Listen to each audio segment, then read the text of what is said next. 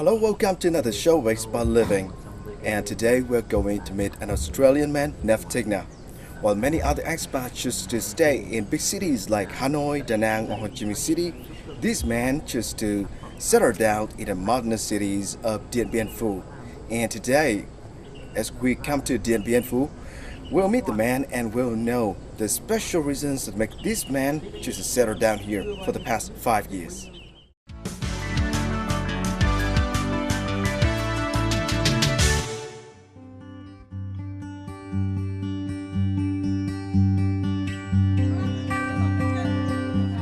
Another day has come to the once war-torn battlefield of Dien Bien Phu.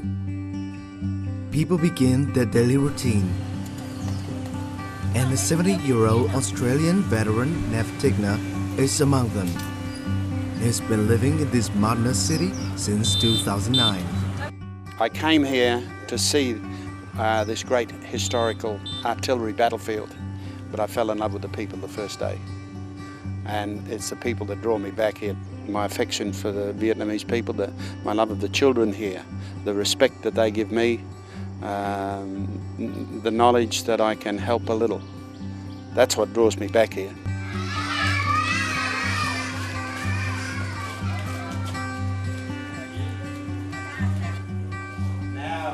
As we traveled to the city to meet this man, he was busy with kids in a nursery school. Living on his pension, Nev doesn't charge for the time he spends with the kids here. He loves Dien Bien Phu, and he loves all the local children. And only when he finishes the class, the old man starts to tell us his own story.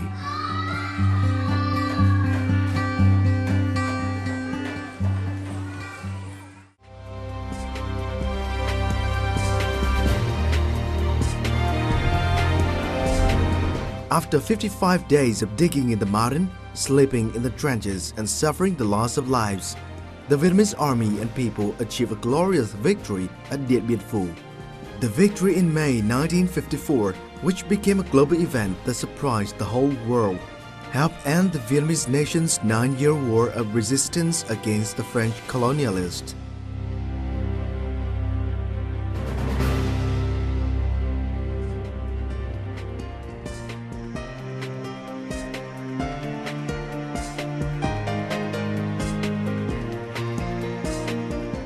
"60 years later, there are still many people around the world attracted by the Battle of Dien Bien Phu, and Nev is one of them.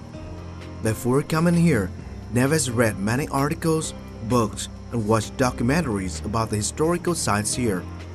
But then, he decided to settle down in Dien Bien Phu and spends his time here on his own research.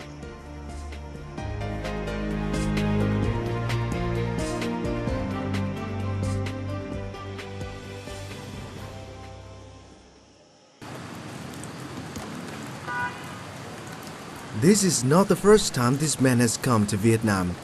In fact, he visited the country in 1967 when he was an artilleryman. When he came, the Dien Bien Phu battle was over. But what he heard about that historical event was so impressive that he decided to return. But it was only in 2009 that he could revisit Vietnam and visited Dien Bien Phu for the first time.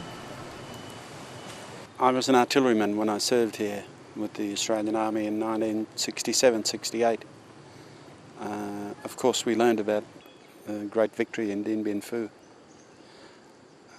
It's only natural that artillerymen are drawn, especially in their old age, to such historic and important places. And Dien Bien Phu is, to me, the most important place in Vietnam. Not just for Vietnamese people, but for people who love freedom, who admire the people who have fought to end colonialism. Wandering through the historical sites here, this man still understands the significance of the battle for Vietnam and the world. Dien Bien Phu has changed much through the course of 60 years. The old artillery lies rusted. Trenches and bunkers are filled with dried leaves and moss. but the atmosphere created decades ago still exists today. Nev still can feel the character of the place every time he visits the sites like A1 Hill. I'm a writer, not a historian as such. It's important to put down your first feelings. So as I said, I defy anyone with a real human spirit not to be moved when they visit this place here. To imagine running up these hills, trying to take this final strong point, facing barbed wire, machine guns, flamethrowers, grenades, everything, you know, just totally overpowered, but never giving in. I think that's the spirit that I see when I walk around Vietnam.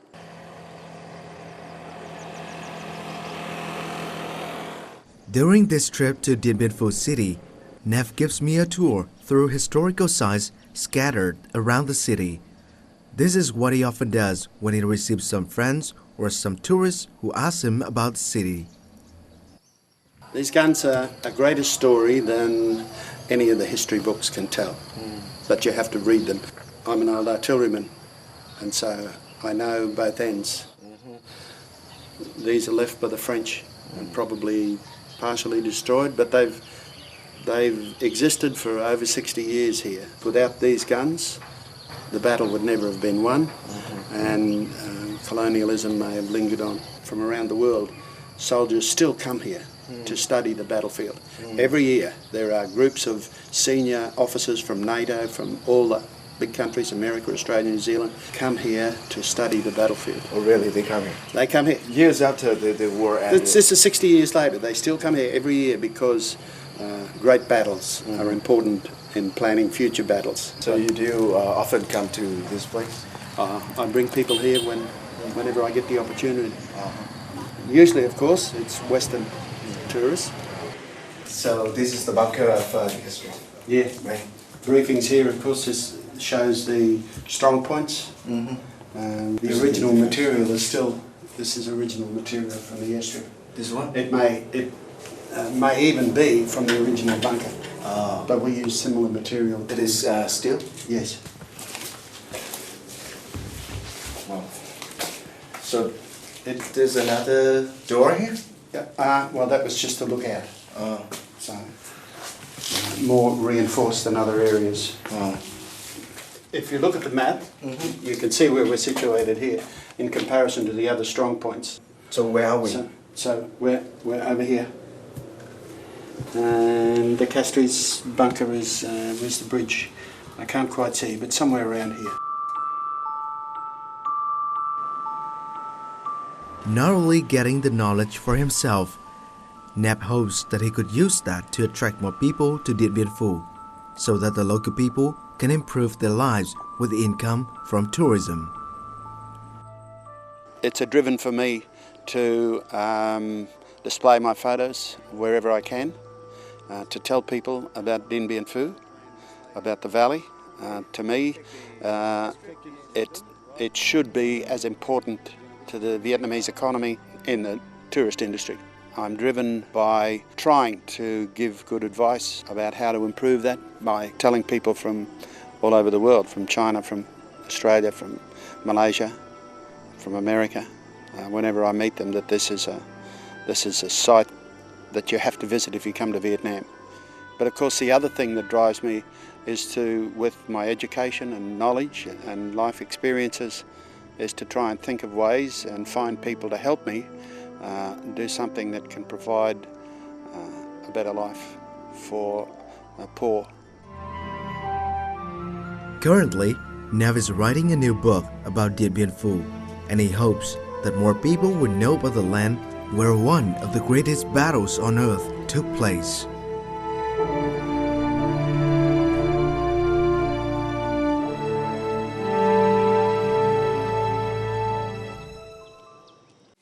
Hello!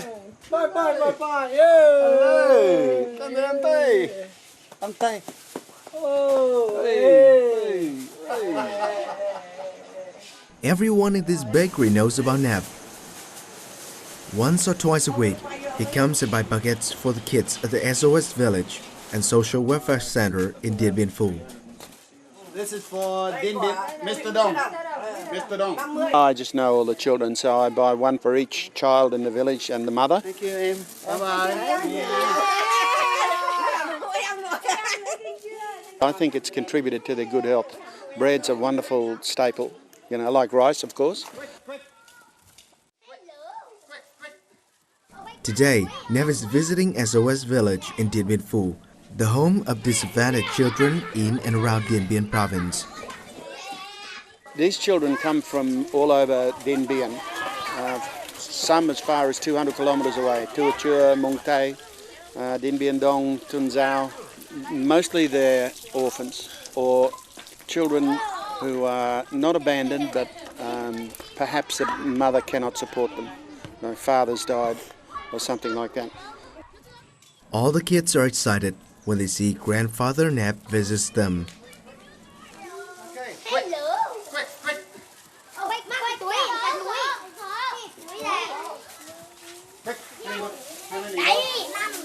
9, 10, 11. Okay, bye-bye. 9, 10, 11. 9. It's a natural idea for any grandfather, just that I'm more fortunate than most because I'm retired. A homeless person with spare money, but I believe one world, one family, one world, one people. And these little kids don't have a grandfather, so my children in Australia and my grandchildren in Australia got lots of grandparents and lots of uncles and aunties, and also these kids don't have that. So I fill in just a little bit.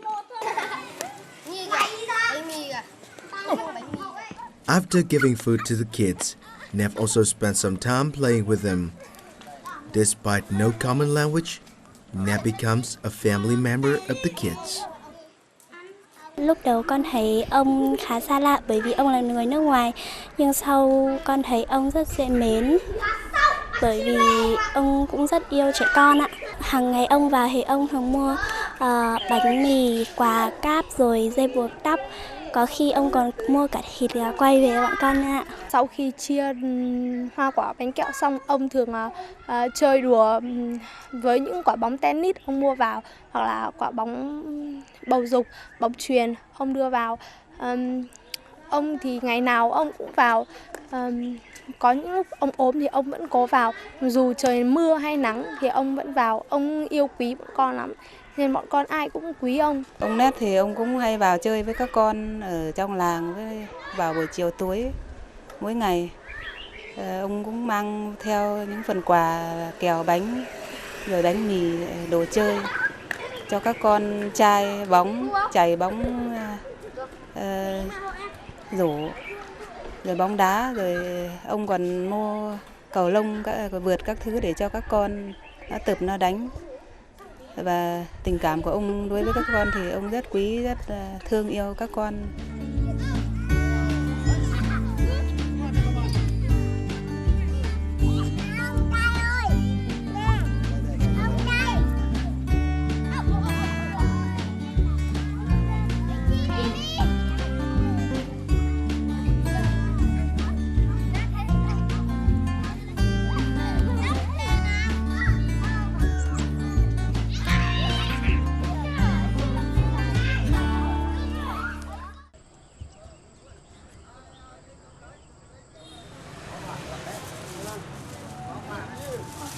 Not having any other source of income rather than his pension, Nev still tries to give the most to the disadvantaged kids.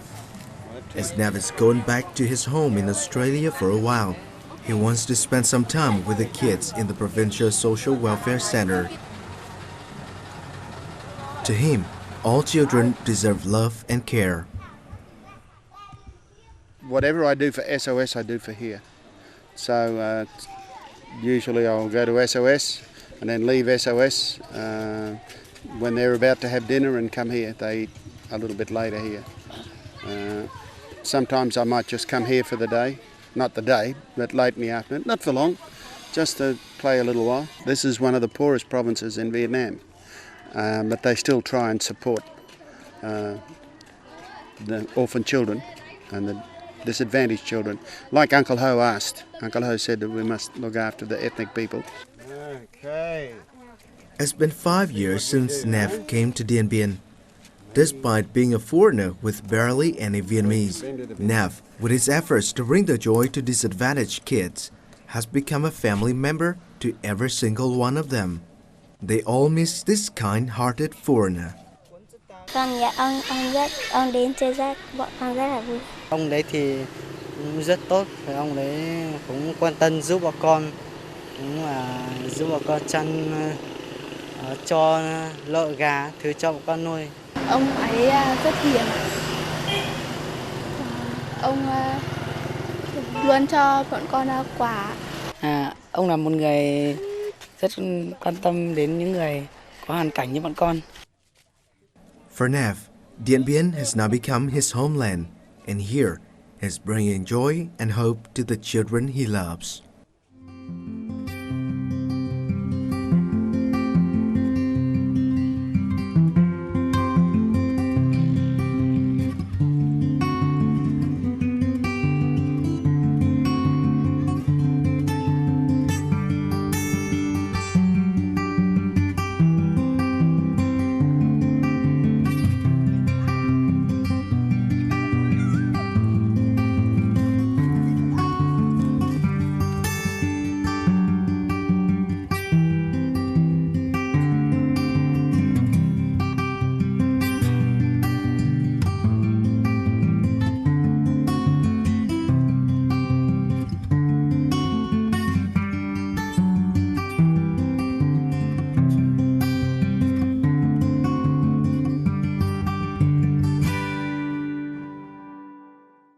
And that's the very interesting story of Nev Tickner, his life in Dien Bien Phu City and his love for the local children there.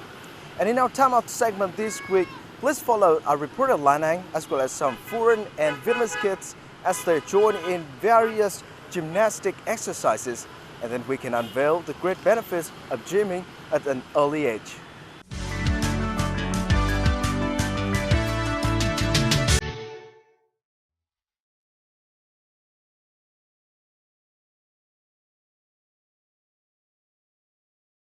Physical development centers or gyms for toddlers and kids can be found all over the world, providing children with a chance to be exposed to exercises and sports from an early age. Joining physical exercise is critical for toddlers' development. It's building the body, the physical strength and coordination, but also it's exercising the brain, and then also helping the kids to develop social skills.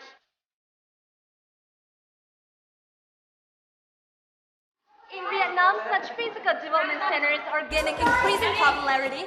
So if you would like to find a place for your kids to involve in, various gymnastic exercises such as walking on the balance beam or ripping or swinging around the bars, well, follow me today as I'm going to introduce to you some of the most popular places for your kids in Hanoi. And let's start from where I'm standing right now, the Little Gym. With more than 300 locations across the globe, the Little Gym is the world's premier experiential learning and child physical development center. Each week, progressively structured classes and a positive learning environment create opportunities for kids to exercise and build self-confidence through a range of programs, including parent-child classes, gymnastics, and sports skill development. What's special about the gym is that even toddlers at about 4 months can enroll in exercises. Child development, even at an early age of 6 months, parents will be amazed and surprised at the ability for them to grow, learn, and develop. Developing these habits at an early age helps to build a lifetime of healthy learning and a lifetime of healthy habits. Open, close. Out to the sea. Ok, đi thôi, chúng ta chuẩn bị nghe nhạc và đi. Ready?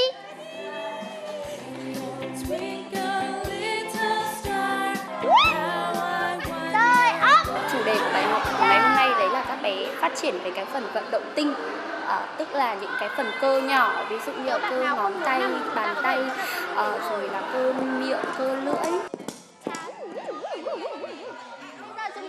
ngón tay cái và ấn vào dưới lòng bàn chân nha. Thì ví dụ như là cái kỹ năng mà các bé nâng người ở trên tư thế chống đẩy. Với tư thế đó thì con vừa có thể làm sức khỏe phần cơ tay và đồng thời bé cũng làm quen với việc là chuyển cái trọng tâm cơ thể nghiêng một chút và giúp cho cái khả năng thăng bằng cũng như là cảm nhận về không gian của bé chuyển theo một cái hướng khác. 2, 3, cherry. Đó là kỹ năng lội xuôi, nó giúp cho cái hệ thống tiền đình của các bé phát triển hơn rất là nhiều. Người này, cả phần người của các bé đã được gập rồi. Và bây giờ chúng ta sẽ di chuyển nhẹ nhàng đặt xuống, vuốt ôm. Phần chân của chúng ta kẹp ở phần trên đúng không nhá? Mọi người cũng hay hỏi là tại sao bé thế đi tập gym. Nhưng mà tôi thấy đi học lớp này là rất là có ích cho trẻ. Vận động này tốt cho các cơ của cháu. Mới là về cháu thấy khỏe mạnh hoạt bát. Ngay từ buổi đầu tiên về bạn ấy gặp mọi người rồi bạn bè mà cùng trang lứa, bạn không bị lạ nữa, bạn làm quen rất là nhanh, chủ động trong mọi cái hoạt động. Về nhà tự chơi, có thể tự học, tự chơi, bố mẹ nhàn hơn rất là nhiều.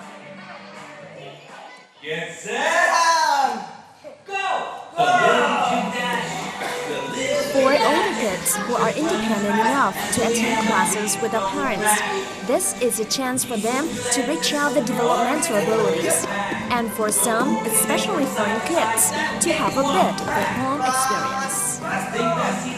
About 2 years ago, I heard of a program similar to Little Gym in Australia, and I took my son to try it, and he really enjoyed it because he liked the chance to run around and jump and climb. So we were really happy when we came to Vietnam and we found that there was a little gym here as well, and we could continue doing that program here. Specially designed programs help the kids burn the energy in a structured environment where physical activities are combined with a healthy dose of fun. I bet that tastes like that. When they have the bounce, hit over the net, then smacks the racket while running. Till there's a big hole, then it smacks until again. And I think it's really nice to have the opportunity to meet Vietnamese kids and have activities with them. I've enjoyed the opportunity as well of meeting some other Vietnamese parents. It's nice to feel a bit more of a part of a local community.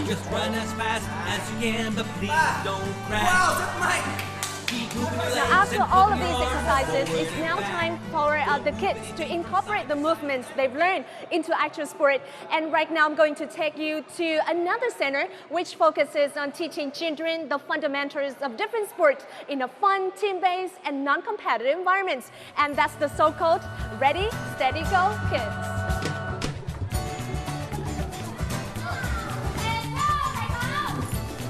Ready, Steady, Go Kids is Australia's leading preschool sport and exercise program.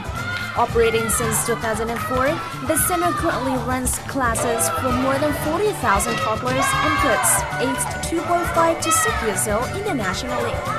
With physio-designed multi-sport activities, the center teaches preschoolers the fundamentals of 10 different sports and develop kids' motor skills.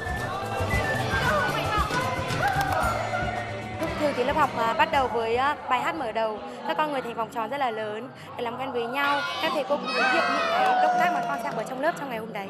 Hôm nay con được học môn bóng đá Úc. Con phải đá và đánh bóng và ghi điểm. Trước đây thì con chỉ biết những cái môn thông thường của Việt Nam như là đá bóng, cầu lông, thì bây giờ con có biết được rất nhiều những cái môn thể thao phổ biến khác trên thế giới, và khi con có cái kiến thức đó thì khi mà xem những cái chương trình trên TV, con có thể là bàn luận hoặc có thể nói chuyện với người lớn về những cái chủ đề mà có thể làm cho người lớn khá là ngạc nhiên. Điều cảm thấy là đến đây chơi với các bạn với tập thể thao.